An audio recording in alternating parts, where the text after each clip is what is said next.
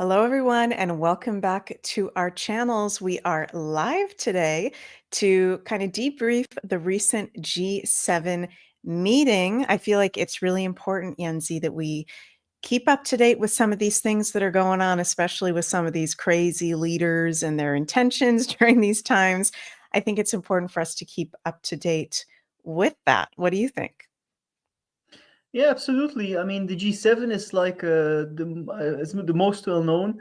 We're also going to be talking a little bit about, the one that happened before that not a lot of people talk about or less people talk about, which is the Bilderberg meeting. It's kind of interesting Hmm. that it's all happening. There's a lot of happening. We had the Bilderberg, we had the G7. We have the whole thing. In the Middle East. It's a wild time on the geopolitics stage. It is a wild time, that's for sure, and you guys can see we've traveled to Kanaskus, Alberta behind us. We're actually gonna be there in how long? In 2.5 weeks, we're gonna be there? Yes. Less than 3 weeks? So, we are so excited to visit the great Canadian province, possibly soon to be independent country of Alberta. So we've got Netherlands in the house. Hello, Diana. We've got MJ. Hello, MJ. So before we get into our topic for today, please remember, you guys, to like, share, and subscribe to our channels. We really appreciate your support. And also check out, if you haven't already, Jens's most recent book, A World in Transition, available on Amazon.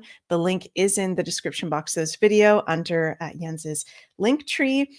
And you've been getting some really great reviews on the book. Is there any new book that's going to be coming at any point, or what kind of things are you working on at the moment? I'm working on a lot of stuff. For the moment, I'm working on a new course that will launch in 1 or 2 months. A course to raise your vibration, a very in-depth video course with 14 days of spiritual techniques you can use that really help me. That's on my path, but that's coming. That's coming soon. A new book that will be for later. But I will also do an online lecture about some of the subjects of my new book about human Mhm. evolution. But that's all coming for summer and later. But a new book And that's gonna take a few. I think a real new book is gonna take a few more years because I have other. I would say 1 to 2 years because I have other priorities now. yeah, I'm really excited for your upcoming course that you're going to be launching. We'll stay tuned for that, you guys. And also, our retreat that we're going to be doing in actually next week is sold out. Oops, where did Jens go there? Sorry, you guys. So, our soulful summer solstice retreat that we are hosting next weekend, the last weekend of June, is sold out. So, we're really excited to see everyone that's going to be joining us in Algonquin Park, Canada, to celebrate the summer solstice. And how are you feeling, Yanzi? We're just a couple days from the solstice. We're filming this on Wednesday, June 18th. How are you feeling with the current energies as we're in the solstice portal? It feels good. I mean, it's always a heightened like period. The solstice, like a peak. It's the shortest days. I mean, here in Belgium, then the days are so long. Yesterday at like almost 12 o'clock at night, I could still see light outside, which is very special. Like light on the horizon from the sun setting, Yeah. even at midnight, which is insane. So I'm feeling good about it. We're having our retreat coming up. There's a lot of happening. We're going to Alberta. We're going to visit Hmm. Alberta. So that's we all got beautiful things to look forward to. And although there's a lot of happening on the geopolitics stage, energy wise, I'm feeling kind of positive. So you Hmm. know there's these people trying to scare us all, with World War III, but we might go into that a little in a little bit when we're talking. But I feel on energy wise, I feel there's a lot of positivity, a lot of light coming onto Earth. So yeah. Definitely. I feel the same. I was having a little bit of a moment yesterday where I kind of went into the fear, but Jens helped to raise me out of that. So I'm very grateful for you. NTG in the comments says, are you guys sharing your Alberta exploring with us? Definitely, you guys will be sharing that. Not so much in videos during the trip. We're definitely going to make some vlogs that we'll post after the trip. But if you follow us on social media, Instagram, TikTok, all that stuff, we'll share some live updates. And last little housekeeping thing that I want to share with you guys is I'm going to be doing this live Age of Aquarius lecture in Akasha's Den in Oakville, Ontario on Saturday, July 19th. Very excited to be doing an in-person astrology lecture all about the age of Aquarius. And there's also online streaming passes now available on my website, megmoonbeam.com. The link is below, so you can check that out if you'd like to learn more really in depth on what is the age of Aquarius, how can we work with this energy, what the heck is going on right now. So that is available over on my website. So yeah, very interesting that you just shared, Jens, that we've just had the Bilderberg group get together. That was like the same. When exactly did that happen? Because I feel like that was right before the G7 that we just had. Yeah, so that basically was the weekend, not the weekend before. So we just had a weekend that was the weekend before this, and it ran till Monday or Tuesday, and then right after the G7 happened. So a lot of people that that went to the Bilderberg went straight to the G7 afterwards. And it's interesting because the G7 has always been very public, has a very public image, but the Bilderberg was traditionally very secretive still. I mean, it's only with the help of like conspiracy theorists and journalists and researchers that really put it out in the open that the Bilderberg has now an official website, as you see, because they realized that being like a little bit more public was a lot better for their image than being totally secret, how they were like from the 50s to the 2000s, late 2010s. So they were still nothing that gets said at Bilderberg can leak out. So they kind of changed their image a little bit because they realized their secretive image worked against them.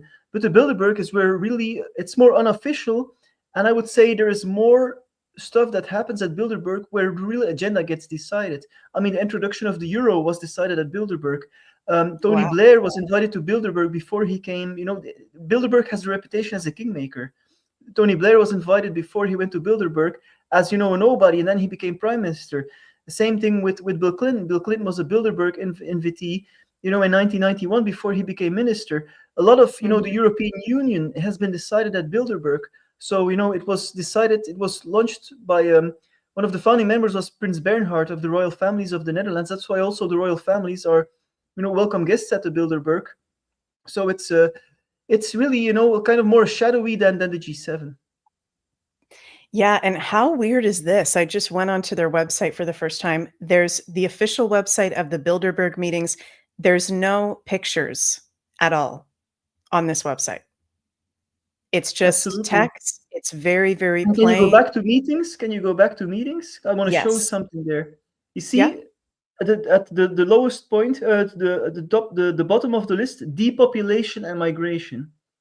So Mm. depopulation was a point on their agenda, and of course AI and stuff like that. But Bilderberg works according to the Chatham rules. So even though some of the high ups in the press are invited, they are not allowed to discuss what happened at Bilderberg.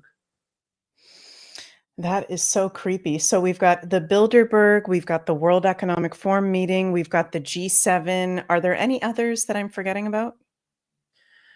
Well, there's a lot of meetings, but you got the Trilateral Commission, which is also one of those shadow organizations. That if politicians are part of that, you really got to watch out what they're promoting and what they're doing.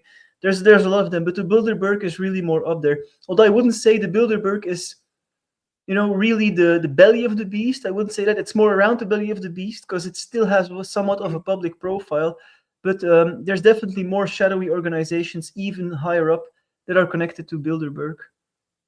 Right. So we had Bilderberg from June 12th to June 15th. Kathy says, "Oh my God, what a bunch of crazy motherfuckers." Yeah, I mean, it's just sketch that these people, these elites that are losing their power, as I like to say, they meet in private. They don't have we the people a part of their discussions at all. This is not fair. This is not free.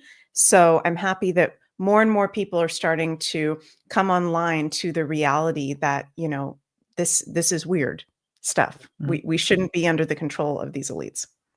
And they get Right? exposed. I mean, last thing I want to mention about the Bilderberg is like this clip that went viral is Peter Thiel. Peter Thiel has been Mhm. funding, JD Vance. He basically made his career. The biggest donation ever was from Peter Thiel to JD Vance. And Peter Thiel is a member of the steering committee of the Bilderberg Group. So Peter Thiel is actually leading the Bilderberg Group. And he was like roasted at the Bilderberg meeting, and maybe I can show that clip if you don't mind, Nick. Do you, yeah, do you have that clip? Yeah, I've got it right here on my computer. I'll just Okay, great. load it in right now. Just give me a sec, guys, because I hadn't loaded in because we had a lot of things going on. And here it is. I haven't seen that one yet.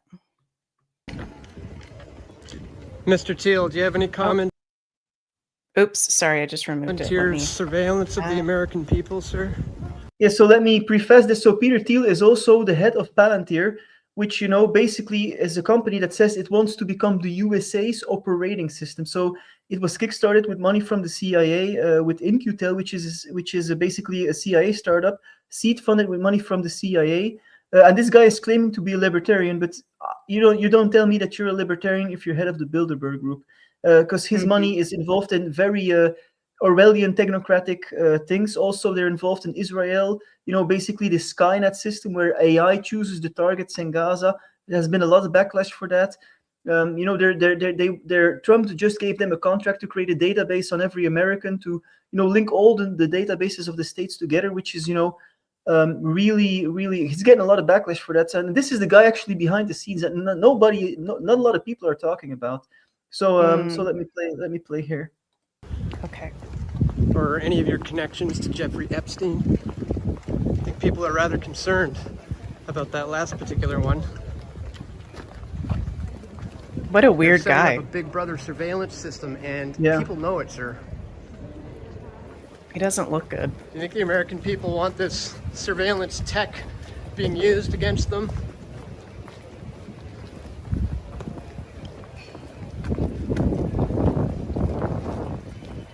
Any comments at all on the Epstein connections? Yeah, so basically this goes on. He doesn't say anything at all, but you see here how, interestingly, the G7 is top security. Like you cannot get in, but on Bilderberg, because it's a lot less in the spotlight, they just walk the streets and you can ambush them there, as happened, for example, with Albert Bourla, I think, or one of the other politicians and high up people there. So very interesting how, all the spotlight are on the G7, but then the Bilderberg, which is more important, has a lot less security. And they feel much more at ease to just walk the streets, which wouldn't happen in the G7 at all. Right. And does the Bilderberg always happen at the same location, or does it happen different places every year? No, it happens at different places every year. But the first one was at the Bilderberg Hotel in Holland, and that's why the group was called the Bilderberg, because it didn't have any real name because it was so secretive. But they gave it the name the Bilderberg. Creepy. So yeah, we had the Bilderberg, and then right after that, we've had the G7 happen in Kanaskus, Alberta. And, for those of you who don't know, the G7 is an intergovernmental political and economic forum consisting of Canada, France, Germany, Italy, Japan, the United Kingdom, and the United States. Also, the European Union. That lady, I can't stand that lady. What's her name? Ursula von der Leyen? Yes. I cannot stand her. How long has she been the lead? What is she, the leader of the European Union? What's her title? Yeah, she's like the president, I think. I don't know how long. It's been a few years. She's been leader of the European Union. And the interesting thing is, she also comes from like a rich German family, invested like. If I am correct, and if I am not the correct, people, you can correct me in the comments. But I think she's connected to a family which has a lot of control of food supply. So, like, I think the Aldi stores, and people in Wow. Europe, the Aldi, we know what I'm talking about. So they're into food distribution and stuff. So she comes from an elite family, as most of these people are. Oh my God. And a lot of these people, they just have this very creepy, almost like a vampiric look to them. Don't you think? Yeah, I mean, we can really go into conspiracy theory about the kind of religion these people adhere to, but I wouldn't say it's a religion. I wouldn't say it's Christianity. I would say it's the opposite. Because I Yeah. think these people, yeah. We'll be careful with the YouTube overlords. Yeah. Mary Klein says, LOL sounds like a Hollywood villain's name. MJ says, dude, I mean, we have to be able to laugh at these people, right? Because if we didn't, we would go absolutely nuts. We're literally living in the most entertaining, craziest movie ever, where these people really do look like supervillains, right? So G7, it's interesting that, like you said, Jens, it's the most popular. Well, the World Economic Forum annual meeting has become very popular thanks to, Rebel News starting to go there, more independent journalists starting to go there. But I think over the years, the G7 has been the most popular kind of elite meeting that takes place. And it's interesting that it's not based on a treaty. It has no permanent office. It's organized through a presidency that rotates annually among the member countries. So the 2025 G7 was hosted in Kanaskus, Alberta. Interesting that there already was a G7 that happened in Kanaskus, Alberta in 2002 with Prime Minister John Chrétien. And why I really wanted to go over this with you, and I'm happy that we also brought in the Bilderberg piece so far, and Jens is very, very knowledgeable about all this conspiracy stuff. You're very good at explaining it all. Why I find this is so interesting, and I wanted to go over it with you, is because this is not a normal G7. This is a G7 that just took place in a province that is actively trying to separate from Canada. So I think most of you guys on my channel or our channels have probably already heard by this point that the province of Alberta in Canada is going to have a referendum for Alberta separation, whether that means Alberta becoming an independent country or possibly becoming the 51st state. And this is something that it's not a conspiracy theory. It is actually going to happen. The referendum is actually going to take place. So we recently had a Canadian election at the end of April 2025.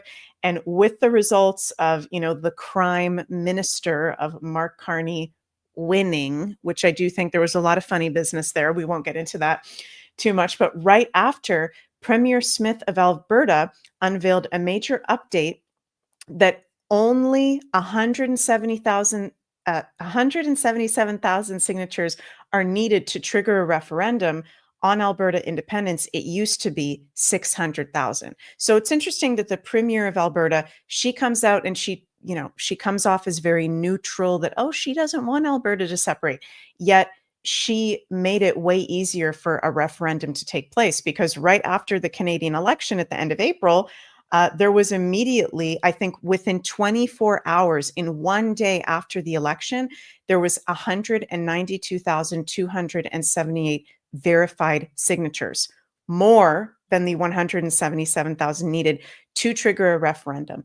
And what that means is in March of 2026, I believe, if I'm not mistaken, Albertans will vote on staying a part of Canada or exiting the country. So that is imminent, and that is going to happen within the year. So we've just had this G7. Isn't it interesting? In a place where there's a lot of intense stuff going on, and there might be a separation from Canada. What are your thoughts about that so far, Jens? Yeah, it's a very interesting choice, Alberta of all places, And I think this might be the elite's way of putting their stamp on it, like saying, this is, like challenging the people of Alberta a little bit, because coming in there and postulating there, being on the pictures, and all the elites coming there. So I think it's I think they know something is up. They know something is up. I think that this is their way of saying, you are not going to become independent, but I hope they're wrong. Because anyway, I hope the wishes of the Albertan people are respected. That's the most important. I mean, a referendum should be a referendum, and if 60% or 70% of the Albertans want to separate, you need to respect that. That's called democracy. But of course, these elites, they talk beautiful words of democracy, but they don't believe in democracy at all. So we've seen that enough. During the health crisis of 4 years ago, how they can suddenly flip a switch and then it becomes quite totalitarian. So I think it's a way of how would I say this, like challenging the people of Alberta in a way, saying, being in their face, I think that's what's going on also. Definitely. And, I like to follow Rebel News. And through following them, I learned that the media center for the G7 was located an hour away from where all the presidents and prime ministers were staying and doing their meetings. So there wasn't a lot of questions that were able to be asked. I know Sheila Gunn Reid from Rebel News wanted to be able to ask the question outright to one of the leaders, would you support an independent Alberta? But because the media center was like an hour away, it was very hard for Albertan journalists to be able to ask those questions, which is pretty messed up. At the moment, based off polling, which might be bullshit, but supposedly about 47% of Albertans want to become independent outside of Canada. 47%. And we're That's only cool. in June of 2025, and the referendum is going to be in March 2026. And we've got this Liberal Party of Canada still in power that, you know, if it does stay in power until March 2026, I see this as a really big possibility. And I also see it astrologically. You can go check out, recently I put an Alberta astrology video where I broke down some of my astrological predictions. And I do think that this is something that could actually happen. Do you have any thoughts about that? Yeah, absolutely. I think, we're in times where anything can happen, where, some real big shockers can happen, like Alberta becoming independent. That's a real shocker. So Mhm. I say it's such crazy times that you cannot say anything for sure, and that some really, a lot of Canadians wouldn't expect Alberta's not going to become independent, but wait and see. I mean, everything's up. We'll see. We'll see what happens. Definitely, for sure. And APP reveals referendum question regarding Alberta independence. So this is what Albertans are going to see on a ballot in March. Do you agree that the province of Alberta shall become a sovereign country and cease to be a province of Canada? So this is something that's really going to be happening, guys. Let us know in the comments what you think. And of course, we all know what Donald J. Trump thinks. He wants Canada to be the 51st state. But the interesting thing about Canada becoming the 51st state is Canada is a liberal leaning country. So one of the negatives, if all of Canada became a 51st state, would be like a huge California, basically, where it would mostly lean liberal in elections. Whereas if Alberta became a 51st state, Alberta is a conservative province. So it would be an extra conservative state, just putting that out there. What I've got up here is Donald Trump at the G7 was not only wearing his classic USA pin, but he was also wearing a USA Canada Together pin. Something else that we saw happen at the G7, which I think is absolutely hilarious to everyone that voted for Mark Carney, was Mark Carney absolutely kissed the butt of Donald Trump several times during the G7. We saw during the recent Canadian election, the Liberals saying they were going to stand up to Donald Trump and elbows up. That was the brainwashing slogan that they had. Elbows up, we're going to stand up to Donald Trump. And look, you guys, at how he is squirming and kissing Donald Trump's butt. Welcome to Canada. Thank you. It's a great honor. Happy birthday. A few days short. A little bit. A few days short, but didn't have a chance to see you on the day. Happy birthday to the U.S. military as well, 250th, and this is the 50th birthday, if you will, of the G7. This marks the 50th birthday of the G7, and the G7 is nothing without U.S. leadership, and your personal leadership of the United States, many issues, geopolitics, economic, technology, and working hand in hand with the United States, Canada and the United States, and the other G7 partners with your leadership. Very much looking forward to the meeting and grateful to have you. Thank you very much, Mark. I appreciate it, and we've developed a very good relationship. Welcome to Canada. Thank you very much. It's a great honor. Look at that body language. How weird is that? He's just standing there like looking really creepy. I was making the joke yesterday. He looks like Mr. Burns from, is it The Simpsons, Mr. Burns? Yeah. When you vote, like, he's already, being friendly. I mean, they're being friendly with each other. If you vote for somebody as Mark Carney, you're gonna get effed over. He's gonna betray you. It's just a fact. If you vote for somebody like that, he's part of these globalist New World Order agenda. So you know he's going to sell you out. He just pretended to be standing up to Trump because that got him votes. Because Canada doesn't want to be the little brother of the United States. And Trump saying Canada should be the 51st state, that's like saying Canada is a little brother and become a state. So a lot of Canadians don't want this. And he just did this to be elected. But now he's of course folded backwards, because that's the nature of these people, the Trudeaus, the Carneys. They're going to betray. They're going to betray their voters. That's just the way it is. Yeah, and I just want to play. I'm going to put this next clip at double speed because it's pretty hard to listen to. Mark Carney speaks at G7 working session on the global economic outlook. It's very annoying how many times he says his body language. I find him very hard to listen to. But let's see what he had to offer as the host of this G7 of world leaders.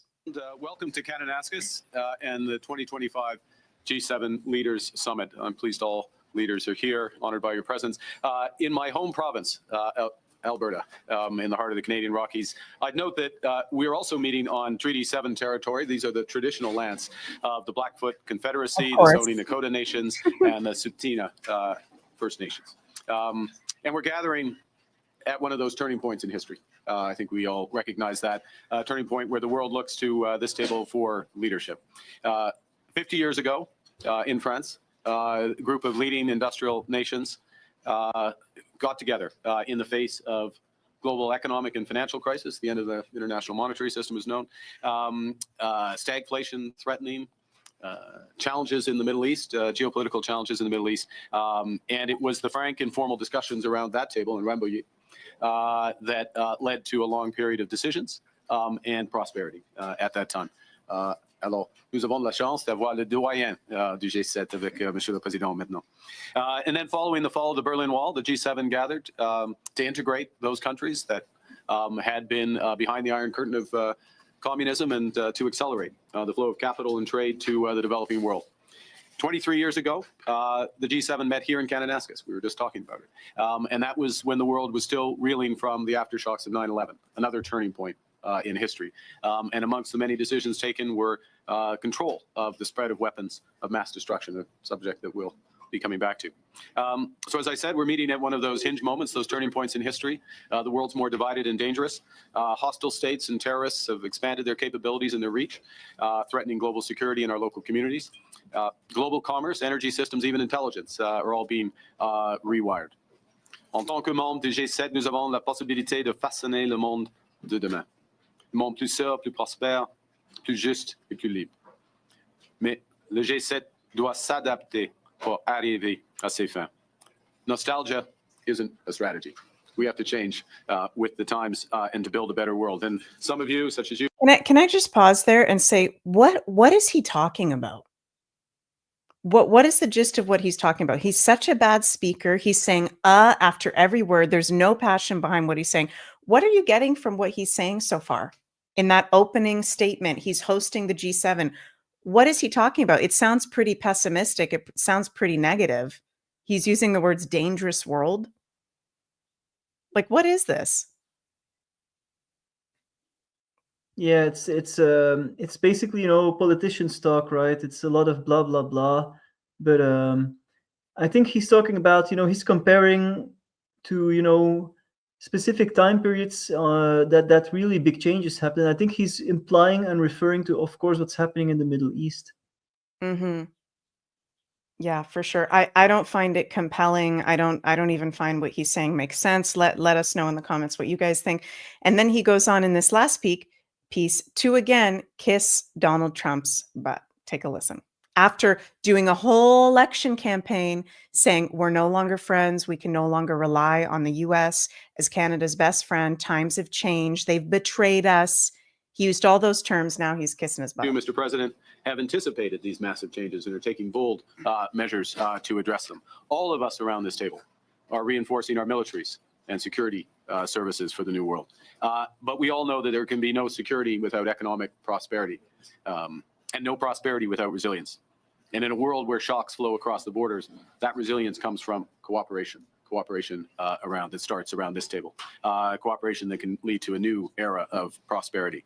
energy security and critical minerals, artificial intelligence, quantum, combating human smuggling, and transnational repression. So we will have open, frank discussions over the course of the next 2 days.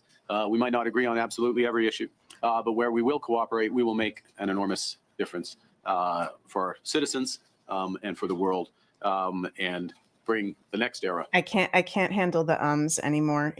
He sounds ridiculous. So here on this page is kind of a letter that he probably didn't even write. Mark Carney letter, the Prime Minister's office on the G7. He says, in an increasingly dangerous and divided world, cooperation with reliable partners is more important than ever. With G7 partners, Canada will build a new era of collaboration, one rooted in mutual support and resilient partnerships. We want to deepen cooperation in the following areas: securing critical mineral supply chains, adopting, powering, and sharing artificial intelligence, collaborating on quantum innovation. What is quantum innovation? I think they're talking about quantum computing, which is like a new form of revolutionary computing that's really is going to revolutionize a lot of aspects of technology. Mm-hmm. Preventing, fighting, and recovering from wildfires, many that, let's be honest, are not natural. Countering foreign interference, including transnational repression, fighting transnational crimes such as migrant smuggling, blah, blah, blah. There's a bunch of other things on I think there. it's interesting because some of these points that are on here are also on the Bilderberg. So, I would say Yes. they've taken over a bit of the Bilderberg points, because I think the Bilderberg is higher up on the ladder. Yes, definitely. And isn't it interesting that they have to put things in plain sight for us to accept them? Isn't that one of those kind of dark arts rules or protocols that they do based on their religion that we won't mention here because we're on YouTube, Rumble, and X? Absolutely, yeah. They show it to us. They show it through Hollywood. They show it in other ways, in movies, in media, through artists, famous world artists. They always show it either in quote unquote fiction, which then in turn becomes reality. They've done it time and time again, and it works on multiple levels. It kind of prepares the collective subconscious, so to speak, to more easily accept it. Because if you've seen it in a movie and then it comes in, you're like, just your subconscious is more massaged to kind of accept it, because it gets, how many Orwellian totalitarian movies have we not had that present that dystopic vision of the future? We've had so many of these movies also where they show robots, where they show artificial intelligence taking over. So it's basically, conditioning us for the future they want. Exactly. Yeah. And, with our current astrology, with many of the transits that we got going on, in particular, Pluto being in the sign of Aquarius, us entering the age of Aquarius, a light age, this is people waking up to the totalitarian control that has been going on. And I feel like some of these meetings that happen on a regular basis, the Bilderberg, the G7, the World Economic Forum, they're going to become more and more irrelevant and maybe even exposed through the justice system, which Pluto rules. So I don't see these things really, even though at the moment, they're still continuing to do these meetings. Isn't it crazy how in 2025, so many people are awake to what's really going on in the world right now?